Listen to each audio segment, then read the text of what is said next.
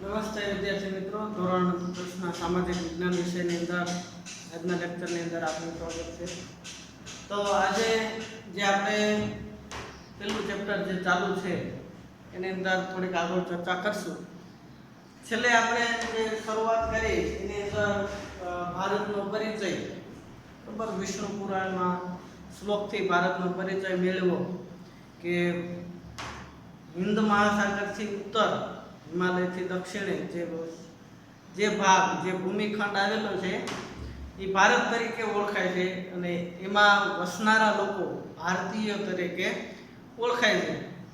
ભારતના અલગ અલગ નામ પુરાણો વેદોની અંદર અલગ અલગ નામ, જંબુદ્વીપ, આર્યવર્ત, ભારત, ભરતખંડ, ભારતવર્ષ, આવા બધા નામ છે.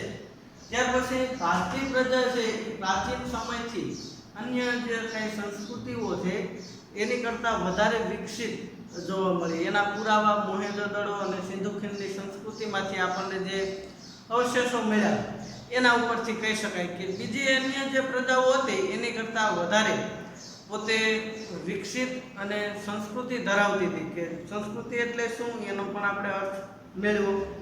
તો એ જે પોતાની જે આગવી જીવનશૈલી હતી, બરોબર, પોતાની જે કંઈ આખી વ્યવસ્થા હતી એ સમયની, તો એનાથી આકર્ષાય અને વિદેશી પ્રજાઓ ભારતની અંદર ઘણી બધી આવી. પોતપોતાના હેતુ માટે આવી, ઘણી શાસન કરવા માટે ઘણી પ્રજાઓ આવી, ઘણી કાયમી વ્યાપાર માટે આવી પ્રજાઓ, કાયમી વસવાટ માટે આવી. કેટલાક જે જનોની પ્રજાઓ હતી એ આક્રમણ કરી અને દેશની અંદર ધન સંપત્તિ લૂંટવા માટે પણ આવી. તો ઘણા બધા આક્રમણકારીઓ, વેપારીઓ, કાયમી વસવાટ માટે આ બધા જે લોકો આવ્યા અને એને પોતાની જે જીવનશૈલી સાથે લાવ્યા, પોતાની સંસ્કૃતિ લાવ્યા અને એ ભારતની અંદર ભળી ગયા. તો એને કારણે ભારતની અંદર ભાતીગળ સંસ્કૃતિનું નિર્માણ થયું.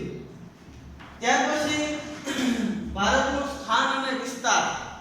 તો ભારતનું સ્થાન ઉત્તર પૂર્વ ગોળાર્ધની અંદર, જે પૃથ્વીનો ગોળો હોય એના ઉપરના ભાગની અંદર અને પૂર્વ ગોળાર્ધની અંદર ભારતનું સ્થાન આવેલું.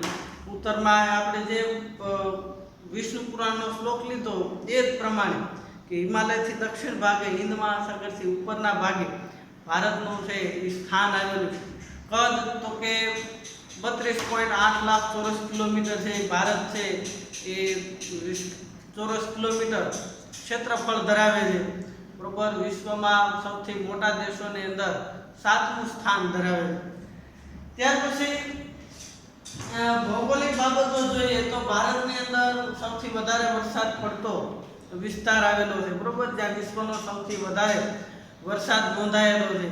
ત્યાર પછી સૌથી ઓછો વરસાદ મહામરુસ્થળની અંદર, કે અહીંયા ક્યારેક ક્યારેક તો વરસાદ જ નથી પડતો, આખા વર્ષ દરમિયાન વરસાદ જ નથી પડતો. ત્યાર પછી સૌથી ઊંચું શિખર, તો કે સૌથી ઊંચું શિખર તો નેપાળ અને એ ચીનની સરહદે આવેલું છે, પણ એ વિશ્વનું બીજા નંબરનું જે K2 અથવા માઉન્ટ બોરવિન ઓસ્ટિન એ છે એ ભારતની અંદર આવેલું છે, બરોબર. ત્યાર પછી દક્ષિણ ભાગની અંદર જોઈએ તો ઉચ્ચ પ્રદેશ આવેલો છે. વિશ્વના સૌથી મોટા મેદાની પ્રદેશોની અંદર નામ ધરાવતું ગંગાનું જે કાંપનું મેદાન આવેલું છે. ત્યાર પછી વિશ્વની સૌથી મોટી નદીઓની અંદર ગંગા નદીનો સમાવેશ કરી શકાય. તો 12 માસ વહેતી નદીઓ છે. સૂકો રણ પ્રદેશ પણ આવેલો છે. તો આમ ભૌગોલિકને, બરોબર. ત્યાર પછી જે ઋતુગત, આપણા દેશની અંદર 3 ઋતુઓ અનુભવાય છે, શિયાળો, ઉનાળો, ચોમાસું. તો આવી બધી વિવિધતાઓ આવેલી છે.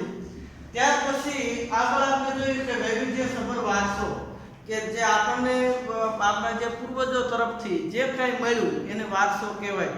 એ વારસાના જે વિકાસ માટે, બરોબર, પર્યાવરણ શાસ્ત્રીઓ, ઇતિહાસકારો, ભૂસ્તર શાસ્ત્રીઓ, વૈજ્ઞાનિકો, વેપારીઓ, કેળવણી શાસ્ત્રો, કારીગરો, આ સંશોધકો, સાહિત્યકારો, આ બધાએ છે પોતાનો યથાયોગ્ય પોતે પ્રદાન આપ્યું અને એને કારણે છે આપણો વારસો ઉદ્ભવ્યો. ત્યાર પછી સંસ્કૃતિનો અર્થ જોયો, બરોબર. સંસ્કૃતિ એટલે માનવ મનનું ખેડાણ, માણસની ગુફાથી ઘર સુધીની વિકાસ યાત્રા, એને પણ સંસ્કૃતિ કહેવાય. કે એને સંસ્કૃતિની અંદર કઈ કઈ બાબતો સમાવેશ થાય, ઓકે, સંસ્કૃતિની અંદર માનવ જીવનની, માનવ સમાજની ટેવો, મૂલ્યો, આચાર વિચાર, ધાર્મિક પરંપરા, રહેણી કહેણી, તો આ બધી બાબતો કે માણસના જીવનના ઉચ્ચતમ ધ્યેય સુધી લઈ જતી બાબતો, કે માણસનું ઉચ્ચતમ ધ્યેય પોતાનું જીવન, બરોબર. સંસ્કૃતિનો એક બીજો અર્થ આપણે એ જોયો કે સંસ્કૃતિ એટલે જીવન જીવવાની રીત, કે આદર્શ અને ઉમદા રીતે જીવન કઈ રીતે જીવી શકાય, તો એ જીવી શકાય એના માટેના જે કઈ આદર્શો છે એ આદર્શોનો સરવાળો એટલે સંસ્કૃતિ. ત્યાર પછી ભારતીય સંસ્કૃતિનો વારસો. હવે આપણે આગળ ચર્ચા કરીએ ભારતીય સંસ્કૃતિનો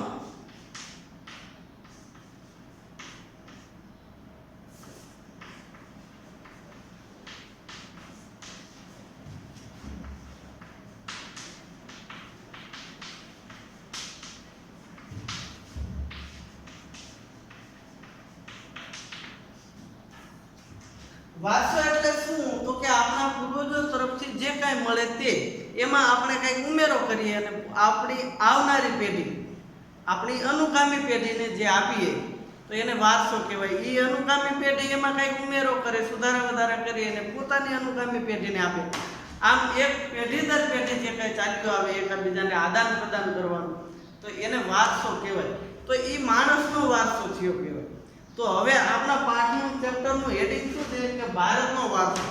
તો કે આપણો ભારતનો વારસો છે એ ભારતનો વારસો કોને ગણવો? માણસનો વારસો બે પ્રકારનો હોય, એક સાંસ્કૃતિક વારસો અને જૈવિક વારસો. કેટલીક બાબતો આપણને માતા પિતા તરફથી છે એ શારીરિક જે કાંઈ લક્ષણો મળ્યા હોય એને જૈવિક વારસો કહેવાય, અને જે કાંઈ વિચારો મળેલા હોય એમના તરફથી જે કાંઈ સંસ્કારો મળેલા હોય, જે કાંઈ સાધન સંપત્તિ મળેલી હોય એને આપણે સાંસ્કૃતિક વારસો છે. તો અહીંયા ભારતીય સાંસ્કૃતિક વારસો એની શરૂ આપણે ચર્ચા કરવાની છે. તો વારસો એટલે આપણા પૂર્વજો તરફથી મળેલી અમૂલ્ય ભેટ. અમૂલ્ય ભેટ એટલા માટે કીધી કે આપણને એકવાર વારસો જો નષ્ટ થઈ જાય, મળેલો વારસો નષ્ટ થઈ જાય પછી ફરી વખત આપણને એ મળતો નથી, એટલા માટે અમૂલ્ય ભેટ કીધી. કે સરકાર છે જે કંઈ આપણે સાંસ્કૃતિક ધરોહર છે, બરાબર, જે કંઈ સાંસ્કૃતિક વારસાના સ્થળો છે, માનવ નિર્મિત સાંસ્કૃતિક વારસાના સ્થળો, બરાબર, એની અંદર દાખલા તરીકે તાજમહેલ, બરાબર, જૂની ગુફાઓ હોય, ત્યાર પછી કોઈ એવા મસ્જિદો હોય, ટૂંકમાં પ્રાચીન જે કંઈ બાંધકામો હોય તે, તો એને જાળવણી માટે સરકાર આટલો બધો ખર્ચ કેમ કરે? તો કે એ એકવાર નાશ પામે પછી ફરી વખત એવું ને એવું એનું સર્જન થઈ શકતું નથી. તો એ જે વસ્તુ છે એ આપણને વારસામાં મળી છે, જો એ નાશ પામે તો આપણી ઓળખ પણ નાશ પામે. દાખલા તરીકે આપણને આપણા માતા પિતા તરફથી ભાષા, સંસ્કાર, બરોબર, બોલચાલ, રીતિ રિવાજ આવું કાંઈ ન મળ્યું હોય તો આપણી ઓળખ શું? આપણી ઓળખ રહેતી નથી. આપણી ઓળખ શું હોય? તો કે આપણા માતા પિતા તરફથી જે કાંઈ આપણને વારસો મળ્યો એ વારસો એ આપણી ઓળખ થઈ કહેવાય. તો સાંસ્કૃતિક વારસો છે એ આપણી ઓળખ કહેવાય, અમૂલ્ય ભેટ કહેવાય. શાળાના અભ્યાસમાં લેવાતી દૈનિક પ્રતિજ્ઞા હોય એની અંદર આવે કે હું મારા દેશને ચાહું છું. ત્યાર પછી આપણા દેશનો જે કાંઈ સમૃદ્ધ અને વૈવિધ્યપૂર્ણ વારસાનો મને ગર્વ છે, તો પ્રતિજ્ઞા પત્રની અંદર પણ આપણે આ બધી બાબતો બોલતા હોય. ત્યાર પછી મૂળભૂત ફરજોની અંદર પણ આપણે સાંસ્કૃતિક વારસાનું રક્ષણ કરવા માટેની આપણી ફરજ છે. તો ભારતીય વારસો છે, ભારતનો જે સાંસ્કૃતિક વારસો છે એના બે ભાગની અંદર વહેંચી શકાય. એક છે ભારતનો પ્રાકૃતિક વારસો અને બીજો છે ભારતનો સાંસ્કૃતિક વારસો. તો આપણે સૌથી પહેલા છે પ્રાકૃતિક વારસાની ચર્ચા કરશું.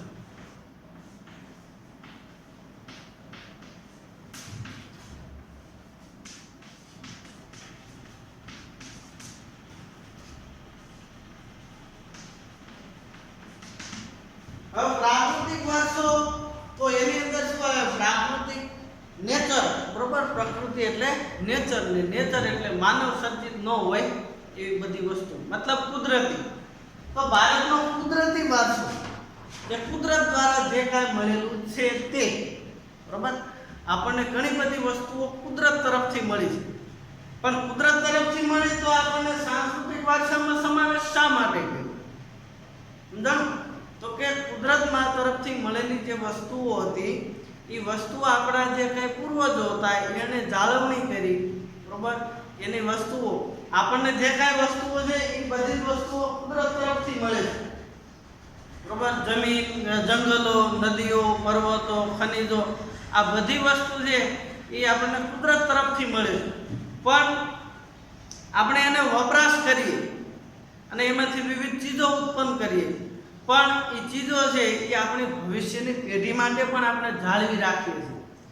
જો એ ભવિષ્યની પેઢી માટે ન વધે, મતલબ દાખલા તરીકે પેટ્રોલિયમ, કોલસો, એ બધું પૂરું થઈ જાય, બરોબર, ખૂટી જાય, તો આવનારી પેઢીને શું મળે? તો કે એને મળી શકે નહીં. આપણો પ્રાકૃતિક વારસો છે એ પ્રદૂષિત થઈ જાય, જંગલો કપાઈ જાય, નદીઓ પ્રદૂષિત થઈ જાય, જમીન પ્રદૂષિત થઈ જાય, વાતાવરણ પ્રદૂષિત થઈ જાય, તો એ આવનારી પેઢીને એવા પ્રકારનો પ્રદૂષિત વારસો મળે. તો આપણને જે કાંઈ આપણા પૂર્વજો તરફથી હેમખેમ જે કાંઈ કુદરત દ્વારા જે કાંઈ મળેલી સંપત્તિ મળે છે, તો એના માટે એમને જાળવીને આપણા માટે બચાવી રાખી. એટલા માટે છે એ ભારતનો પ્રાકૃતિક વારસો એને પણ ભારતના વારસાની અંદર સમાવેશ કરેલો છે. તો પ્રાકૃતિક વારસો એટલે શું? તો કે પર્યાવરણ તરફથી, કુદરત તરફથી અને જે કઈ વસ્તુઓ મળે છે એ પ્રાકૃતિક વારસો કહેવાય. હવે આની અંદરથી એક પ્રશ્ન પૂછાય છે કે પ્રાચીન સમયથી ભારતીય પ્રજા પર્યાવરણ પ્રેમી રહી છે, એમ સાથી કહી શકાય? ભારતની પ્રજા પ્રાચીન સમયથી પર્યાવરણ પ્રેમી રહી છે. કારણ તો કે માણસ અને ટૂંકમાં ભારતના જે પ્રજા છે, બરોબર, ભારતીય માણસો, ભારતની પ્રજા અને પર્યાવરણ બે વચ્ચે પ્રાચીન સમયથી નિકટતમ, એકદમ નજીકના સંબંધો છે એવું કહી શકાય. એ શેના ઉપરથી? તો કે ભારતના પ્રાકૃતિક વારસા ઉપરથી. તો એ કેમ કહી શકાય? એનો પુરાવો શું? તો કે આપણા દેશની અંદર જે પ્રાચીન જે કાંઈ ગ્રંથો છે, એની અંદર જે કાંઈ પુસ્તકો છે, એની અંદર છે એ આપણે ઘણી બધી બાબતો જોતા હોય. દાખલા તરીકે પંચતંત્રની વાર્તા હોય, તો એ પંચતંત્રની વાર્તા હોય, હિતોપદેશની વાર્તા હોય, બૌદ્ધ ધર્મની જાતક કથાઓ હોય, એ બધાની અંદર માણસ અને પ્રકૃતિના જે કાંઈ પ્રાકૃતિક જે કાંઈ બાબતો હોય, જીવો હોય, જંગલો હોય, એ બધાને વણી લેવામાં આવ્યા. એના કારણે કહીએ કે ભારતની પ્રજા છે એ પ્રાકૃતિક વારસો અને પર્યાવરણ પ્રેમી રહે છે. તો પ્રાકૃતિક વારસાની અંદર શેનો સમાવેશ થાય? તો કે પર્વતો, જંગલો, નદીઓ, તળાવ, સરોવર, વનસ્પતિ, આ બધી જ વસ્તુઓ છે એ પ્રાકૃતિક વારસાની અંદર સમાવેશ થાય. વૃક્ષો, વનસ્પતિ, જીવજંતુ, ઋતુ, પશુ પક્ષી, આ બધા છે વૈવિધ્યપૂર્ણ ભૂમિ દ્રશ્યો, વિવિધ પ્રકારના ખડકો, ખનિજો, આ બધા છે એ પ્રકૃતિના સંતાન છે. તો એ છે આપણે એની જાળવણી કરવી જોઈએ. અને આપણા આહાર, પાણી, શુદ્ધ વાયુ તેમજ નિવાસ જેવી લગભગ બધી જ આવશ્યકતાઓ છે એ સુંદર રીતે આ બધા જે પ્રાકૃતિક તત્વો છે એના દ્વારા મળે છે, બરોબર. બૌદ્ધ ધર્મની જાતક કથાઓ હોય તો એની અંદર આપણે બૌદ્ધ ધર્મની જાતક કથા કે પંચતંત્રની વાર્તા સાઈડમાં મૂકો, પણ આપણા વડીલ તરફથી જ્યારે આપણે નાના હતા તો વડીલ તરફથી જે કંઈ વાર્તા સાંભળવા મળતી, તો જ્યારે એમ કહે કે પપ્પા કે દાદા કે દાદી વાર્તા સંભળાવો, વાર્તા કયો મને, તો વાર્તાની અંદર એ સૌથી પહેલાં શું કે બેટા શેની વાર્તા કહું? પોપટની કહું, શિયાળની કહું, કાગડાની વાર્તા. આ બધી વાર્તા શેને આધારિત હોય? તો કે કોઈ પ્રાકૃતિક તત્વો હોય, બરોબર, એને આધારિત હોય કે એની અંદર કાગડો બોલે, બરોબર, શિયાળ બોલે, સિંહ આવે એ બોલે, એનું પોતાનું કુટુંબ હોય, પાછો કાગડો ગીત ગાય, પોપટ ગીત ગાય. તો આવું વાસ્તવિક હોય? તો કે વાસ્તવિક ન હોય. પણ આપણી જે કાંઈ વાર્તાઓ, આપણી જે કાંઈ સંસ્કૃતિઓ છે એની અંદર આ બધા પ્રાકૃતિક તત્વોને વણી લેવામાં આવે.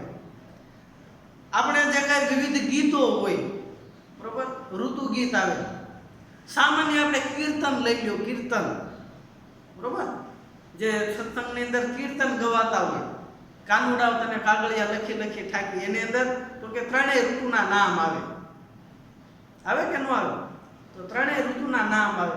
ત્યાર પછી ઋતુ ગીત, આપણા ઋતુ ગીતો ઋતુ પ્રમાણે ગવાતા હોય, બરોબર, ફાગણ ફોરમ તો આવ્યો, અત્યારે ચોમાસું હાલે તો ચોમાસાના વર્ષા રાણીના ગીત આવે વરસાદને લગતા.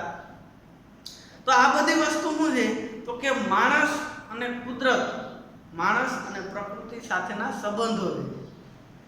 ત્યાર પછી આપણી જે કાંઈ ઉપચાર પદ્ધતિઓ છે વિવિધ રોગમાંથી, અત્યારે આપણે સામાન્ય રીતે કોરોનાની મહામારી છે તો એની માટે આયુર્વેદિક ઉપચાર કરીએ કે આપણી રોગ પ્રતિકારક શક્તિ વધે. તો રોગ પ્રતિકારક શક્તિ વધે તો એના માટે આપણે શું કરીએ છીએ કુદરતી ઉપચારની અંદર તો કે આદુ, ગળો, બરોબર, ગળો જે એક પ્રકારની વેલ થાય, તુલસી, અરડુસી, આ બધા જે કંઈ કુદરતી જે કંઈ વનસ્પતિઓ છે એમને એકત્ર કરી અને એનો ઉકાળો કરીને પીએ. તો આ ઉપચારની પદ્ધતિ કુદરત તરફથી મળે. તો એ બધી વસ્તુ આપણને મળે ક્યારે? જ્યારે માણસ અને પ્રકૃતિ, કુદરત સાથેનો સંબંધ નજીકનો હોય ત્યારે. આ ઉપરાંત આપણી ભારતીય સંસ્કૃતિ પ્રમાણે, હિન્દુ ધર્મની સંસ્કૃતિ પ્રમાણે ફળિયાની અંદર, આપણા ઘરની અંદર તુલસીનો છોડ હોય, બરોબર, હોય કે ન હોય? તો કે હોય, બરોબર.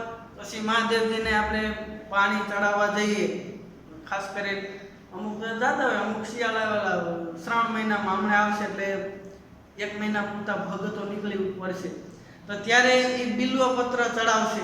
હનુમાન દાદા હોય તો એને આંકડાની માળા ચડાવશે. હા તો ખોટું, બરોબર ને? તો આ બધી વસ્તુ છે એ માણસ અને પ્રકૃતિ, કુદરત સાથેનો સંબંધ દર્શાવે.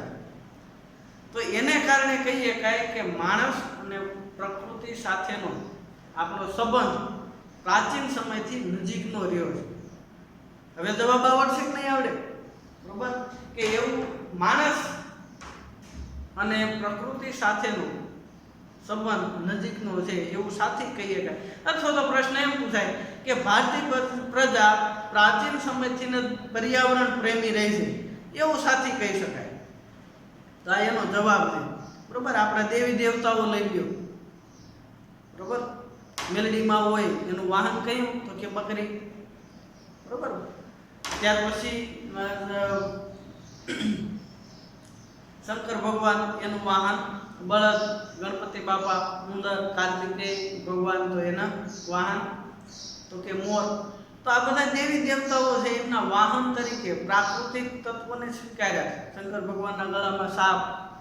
તો આ બધી વસ્તુ શું છે તો કે માણસ પ્રાચીન સમયથી છે એ પ્રકૃતિ સાથે સંબંધ ધરાવે છે. તો એને કારણે કહીએ કે ભારતીય પ્રજા છે એ પ્રાચીન સમયથી પર્યાવરણ પ્રેમી રહી છે. બરોબર, આ એનો જવાબ છે. આમ છતાં યાદ ન રહે તો એકવાર વાંચી લેવું. અને નવનીતની અંદર સરસ મજાનું આપેલું છે. તમે આ જવાબની અંદર એવું ન હોય કે નવનીતનું હોય એ જ ગોખીને લખવું. મેં જે રીતે તમને મોઢે એમનું ઉદાહરણ આપ્યા કે જેની અંદર માણસ અને પ્રકૃતિ, કુદરત સાથેનો સંબંધ પ્રદર્શિત થતો હોય એ બધા ઉદાહરણો લખી શકાય. તો એને કારણે કહીએ કે આ બધા આવા ઉદાહરણો છે એને આધારે કહીએ કે ભારતીય પ્રજા પ્રાચીન સમયથી પર્યાવરણ પ્રેમી રહી છે. આવો 2 ગુણની અંદર પ્રશ્ન પૂછાય.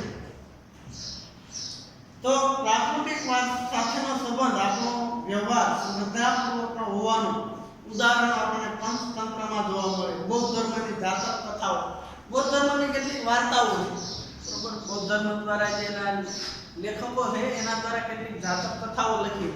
તો એની અંદર જે આપણી વાર્તાઓ છે એ વાર્તા જાતક કથા એક પ્રકારની વાર્તા. તો એની અંદર પણ આવી બધી જે વાર્તાઓ છે એ જોવા મળે છે.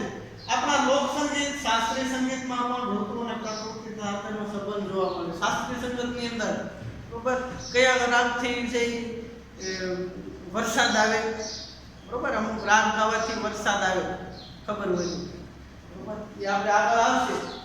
કોઈને જવાબ ખબર હોય તો કમેન્ટ કરજો, વોટ્સઅપ કરજો. તો આપણા તહેવારો, કવિતાઓ, ચિત્રો આ બધાની અંદર પ્રકૃતિ, ઋતુચક્ર એનું નિરૂપણ જોવા મળે. નિસર્ગોપચાર એટલે કે નેત્રોપથી, આયુર્વેદિક, યુનાની ચિકિત્સા પદ્ધતિ, આ બધી જે વિવિધ રોગ હોય ને એને નિદાન માટે, ઉપચાર માટેની પદ્ધતિઓ છે. આની અંદર પ્રાકૃતિક તત્વોનો ઉપયોગ થાય. ત્યાર પછી છે આગળનો મુદ્દો ભૂમિ દ્રશ્યો.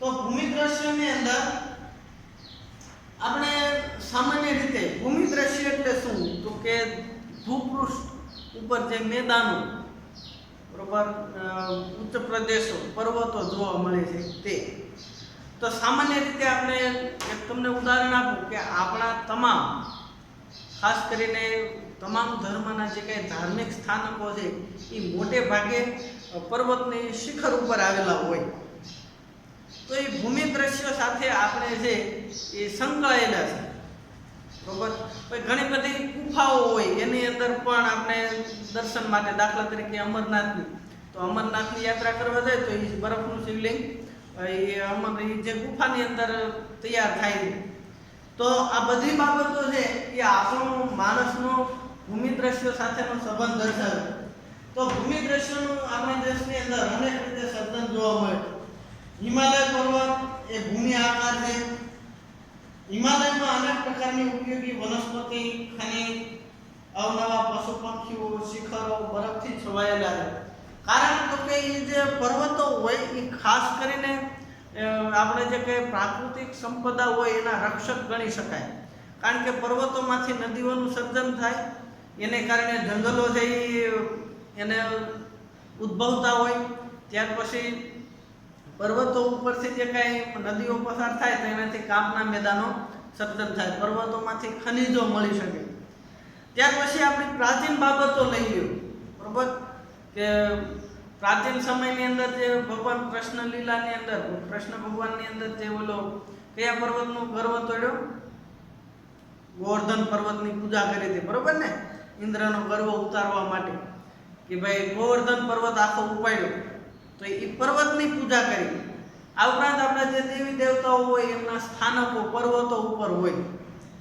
તો સામાન્ય રીતે પર્વતો છે એ આપણા જે કંઈ ધર્મશાસ્ત્રો છે એની અંદર છે પવિત્ર ગણવામાં આવે છે એનાથી મોટી નદીઓ પર્વતોમાંથી મોટી નદીઓ બારે માસ ભરપૂર પાણીથી સમૃદ્ધ રહે આ ઉપરાંત તરાઈના જંગલો ક્યાં આવેલા છે હિમાલયની અંદર અમરનાથ બદ્રીનાથ કેદારનાથ યાત્રા સ્થળો નંદાદેવી જેવા શિખરો આવેલા છે આ ઉપરાંત ભારત માટે હિમાલયનું મહત્વ પણ ઘણું બધું છે હિમાલયને ભારતનો સંતરી ગણવામાં આવે બરોબર આપણે કાલે છેલ્લે જે હિમાલયની વાત કરતા બરોબર વિષ્ણુ પુરાણનો શ્લોકની અંદર કે વિદેશી પ્રજાઓ છે એ ઓળંગવા માટે એને હિમાલય અઘરો પડતો એટલે એ ખાસ કરીને ખેબર ઘાટના રસ્તેથી આવતા તો હિમાલય છે એ પ્રાચીન સમયથી આપણો રક્ષક છે 9મા ધોરણની અંદર આ પ્રશ્ન આવે કે હિમાલય ભારતનો સંતરી રક્ષક ગણાય છે કેમ કારણ આપો તો એ જે આ ઉપરાંત ધ્રુવી પવનોને રોકે છે બરોબર નહીતર તો આપણે શિયાળાની અંદર જે પાણીના ગોળા હોય એમાં બરફ જામી જાય એટલી ઠંડી પડે પણ એ કાતિલ ઠંડીથી આપણને બચાવે છે કે હિમાલયને કારણે એ જે ઠંડા પવનો ત્યાં રોકાઈ જાય છે આપણને બહુ ઠંડીની અસર થતી નથી ત્યાર પછી વરસાદી પવનો જાય તો એને વહી જતા અટકાવે ને એ વરસાદ આપણને ભારતની અંદર જ પડે તો આ બધી બાબતોને કારણે હિમાલયનું પણ ઘણું મહત્વ છે ત્યાર પછી જે નદીઓ આ નદીઓ છે એ પ્રાકૃતિક જળમાર્ગ પૂરો પાડે નદીઓની અંદરથી પ્રશ્ન પૂછાય છે કે નદીઓને પ્રાચીન સમયથી છે એ લોક માતાઓ કહે છે શા માટે તો કે નદીઓ દ્વારા આપણને વિવિધ પ્રકારની પાણીની જરૂરિયાત પૂરી પડે આ ઉપરાંત આપણી પ્રાચીન સંસ્કૃતિઓ નદી કિનારે વિકસી બરોબર સૌથી પહેલા જે વસાહતો ચાલુ થઈ કોઈ પણ વસાહત કોઈ પણ વર્તમાન સમયની અંદર કોઈ પણ સિટી શહેર કે ગામડું લઈ લો એ નદી કિનારે હોય કારણ તો કે એ નદી દ્વારા જે આપણને પાણીની જરૂરિયાત ઘર વપરાશ માટે હોય ઉદ્યોગ માટે હોય ખેતી માટે હોય કોઈ પણ પાણીની જરૂરિયાત હોય એ નદી દ્વારા સંતોષાય બરોબર એ તો કૂવા દ્વારા આપણે જે કંઈ સગવડ હોય એના માટે એ અમુક સમય પૂરતું હાલે કાયમી જરૂરિયાત તો નદી અને વરસાદ દ્વારા સંતોષાય તો એ નદીઓ છે એ આપણી પાણીની જરૂરિયાત અને પાણી આપણી પ્રાથમિક જરૂરિયાત છે તો આપણા દેશની અંદર સિંધુ ગંગા યમુના સરસ્વતી ગોદાવરી કૃષ્ણા આ બધી નદીઓ છે એને આપણા દેશની અંદર લગભગ બધી જ નદીઓ છે ભારતના લોકજીવન ઉપર ગાઢ અસર ઉપજાવી છે કે વિવિધ જરૂરિયાતો પૂરી પાડે. આ ઉપરાંત શાસ્ત્રોની અંદર નદીઓને પવિત્ર ગણવામાં આવી. તો ગંગા નદીમાં ડૂબકી મારો તો પવિત્ર થઈ જાવ, અને નર્મદા નદીની પરિક્રમા કરવામાં આવે. તો આ બધી બાબતો છે એ સાંસ્કૃતિક વારસાની અંદર એમનો ખૂબ મહત્વ રહેલું. નદીઓ છે પીવાનું પાણી, ઘર વપરાશ, સિંચાઈ, વીજળી, ખેતી, જળમાર્ગ, આ બધી જરૂરિયાતો છે નદીઓનું છે એ આગળ પડતું સ્થાન ધરાવે. તો નદીઓ છે માટીના વાસણો, મકાન, લીપણ, ઉદ્યોગના વિકાસ માટે આ બધી જરૂરિયાતો નદીઓ દ્વારા સંતોષાય. કે પ્રાચીન સમયની અંદર આપણે જે વિવિધ જરૂરિયાતો, આપણે જ્યારે ધાતુની શોધ નહોતી થઈ તો ત્યારે જે કઈ જરૂરિયાતો વાસણોની જરૂર પડે તો એ શેમાંથી બનાવતા? તો કે માટીમાંથી. તો માટીમાંથી વાસણ બનાવવા માટે તો કે પાણીની જરૂર પડતી. ખેતી માટે તો કે એમાંય પાણીની જરૂર પડે. મકાન બનાવવા તો કે પાણીની જરૂર પડે. તો આ લગભગ જરૂરિયાતની અંદર પાણી સામાન્ય વસ્તુ છે, એ નદીઓ દ્વારા મળતું. તો એટલા માટે નદીઓને છે લોક માતાનું બિરુદ આપવામાં આવેલું છે. તો નદીઓ છે એ આપણું જીવન નદી આધારિત છે. નદીઓએ ભારતીય પ્રજા જીવનને સમૃદ્ધ બનાવ્યું. એટલે નદીઓ દ્વારા આપણને કૌશલ્યનો વિકાસ અને પ્રાકૃતિક વારસાની અંદર ખૂબ જ આગળ પડતું સ્થાન મળ્યું. એનાથી જે આપણે નદીઓને લોકમાતાનું બહુમાન આપેલું છે. બરાબર. આ પણ પ્રશ્ન પૂછાય છે કે નદીઓને લોકમાતાનું બહુમાન શા માટે આપ્યું? આ પણ 2 ગુણમાં પૂછાવાની શક્યતા છે. ત્યાર પછી આપણે આગળનું જે ચેપ્ટર છે એને આપણને પછીના લેક્ચરની અંદર છે ચર્ચા કરીશું. અત્યારે જે આટલો લેક્ચર પૂરો કરી ને અત્યારે પ્રશ્ન આપું.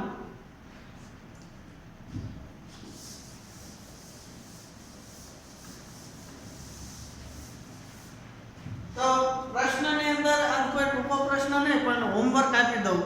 હોમવર્કની અંદર 2 પ્રશ્નો આજને જે અગત્યના કીધા બરાબર.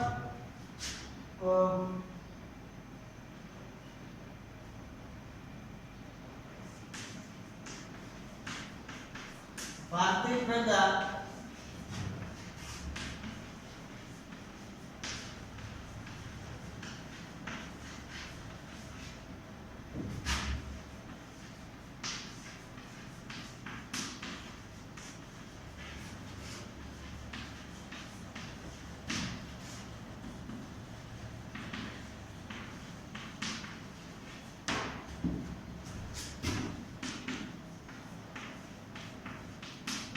બે નાનકડા પ્રશ્નો છે.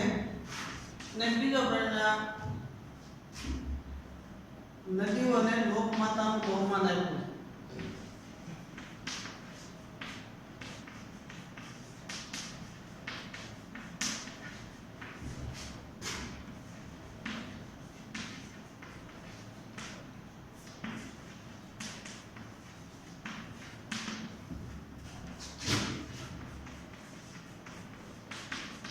આ પ્રશ્નો બે મોઢે લખ્યા છે. એટલે કદાચ નવનીતની અંદર અલગ રીતે આપેલો હોય તો પછી એમાં મૂંઝાવાની જરૂર નથી. બરાબર. આ જે પાના નંબર 2 ઉપર જે આ પહેલો પ્રશ્ન છે બરાબર, પ્રાકૃતિક વારસો, તો આ પહેલા પ્રશ્નનો જવાબ છે. અને નદીઓ જે બીજો મુદ્દો છે એ બીજા પ્રશ્નનો જવાબ છે. તો આ બંને પ્રશ્નો છે હોમવર્ક તરીકે તમારે લખી ને લાવવાના છે. નવનીતમાંથી લખો, વાંધો નહીં. કોઈ એમ ન કહેતા કે નવનીતમાં નથી મળતું. બરોબર. 2 પ્રશ્નો આપેલા છે, અલગ રીતે આપેલા હોય તો એમાં કંઈ વિચારવાનું ન હોય, જવાબ હોય એ પ્રશ્ન હોય લખી નાખો. બરોબર. અને લેસન હમણાંથી અનિયમિત આવે એવું દેખાય છે. તો જે કાંઈ લોકો હોય આ તમારા માટે થાય છે. જલ્દી સક્રિય થાવ તો એ તમારા હિત માટે જ છે. બરોબર. આ મથી એ બધું તમારા માટે. કારણ તો કે 10માની જે પરીક્ષા વર્તમાન રિઝલ્ટ જોઈ લેજો. બરોબર. ભાઈ એવું ન થાય તો જેટલા આપણે સક્રિય હશું તો એટલો આપણને વધારે ફાયદો થશે. અસ્તુ.